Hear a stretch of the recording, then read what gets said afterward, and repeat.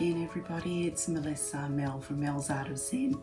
In this second video, as you've now created your lovely little branches that you've had a chance to allow to dry, we're now going to come in and create those lovely blossom images that give you a whole range of different ways in which we're going to do that. So there will be a couple of drip techniques, there will be a tapping sort of and a blobbing, and also we'll use some things like the cotton tips to create some fun different types of bunches. So let's get started. What you will need in this next video, if you need to pause, please do so.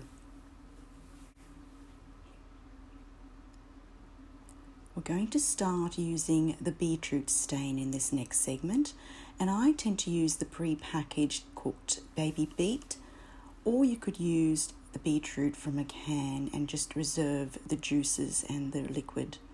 I keep them in a jar. I keep them in the fridge so it will last for a little bit of time. So we've got two techniques. The first is brush dabbling, and just using a small round brush.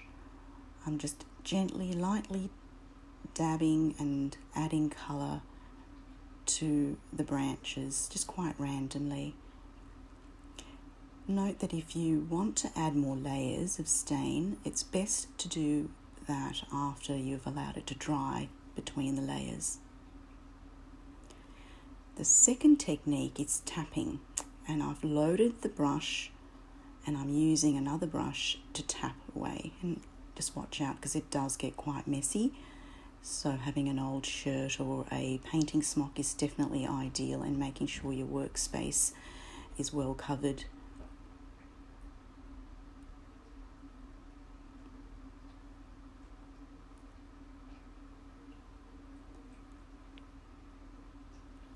Again, allow it to dry really well.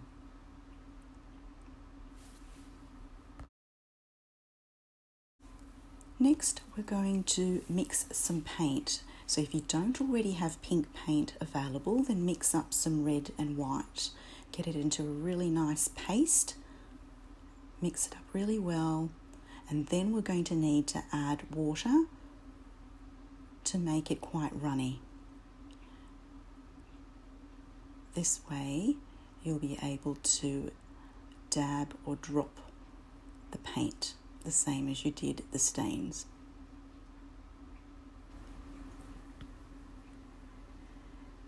We're going to look at 4 different paint techniques to create the blossoms. In the first technique, we're going to use the cotton tip dotting away with the end of a loaded cotton tip that's got the paint, and just go in and have fun dotting away. The second technique is using a round tipped brush, and I'm dappling, but I'm doing it on an angle, and that gives a sensation of the petals blowing in the wind a little bit.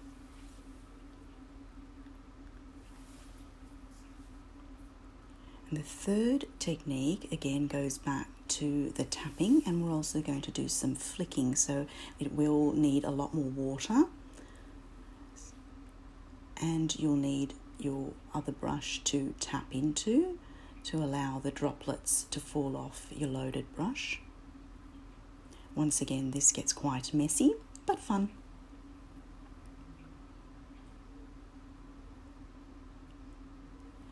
Now get your thumb into the bristles and start to flick out the paint.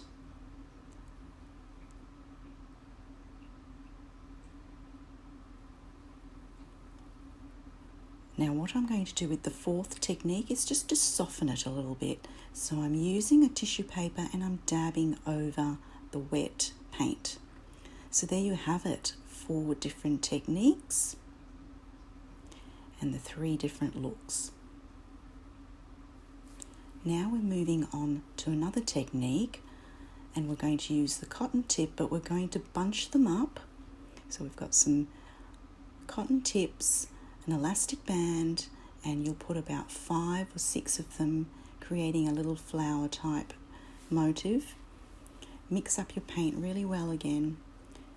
Get your bunched up cotton tips, dab them because it will need some blotting, and then have some fun just creating little bunches of flowers on your branch.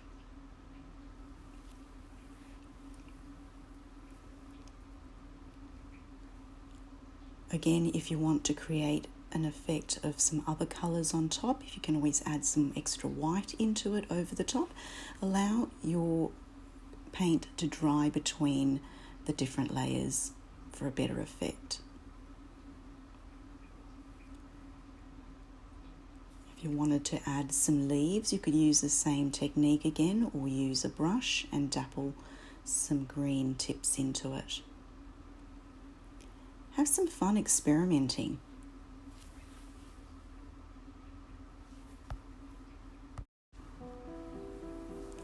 There are some different looks that you can get and effects with coffee, tea and beet stain effects on this one,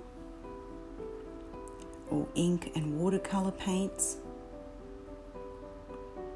and ink and acrylic paints. So just enjoy the process. Thank you so much, and we hope that you've enjoyed this session.